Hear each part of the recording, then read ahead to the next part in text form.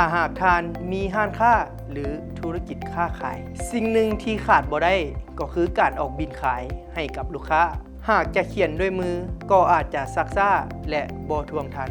สำหรับออเดอร์ที่เป็นร้อยเป็นพันต่อมื้อนี้พวกเขามี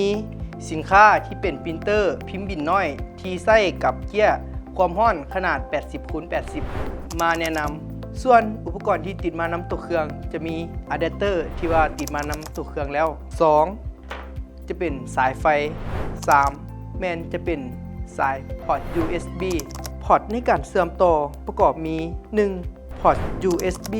2. พอร์ต LAN RJ45 3. พอร์ต LAN RJ11 ส่วนพอร์ต LAN RJ11 จะใส่ร่วมกับลิ้นชักเก็บเงินเครื่องพิมพ์รุ่นนี้สามารถตัดเกียร์ได้อัตโนมัติ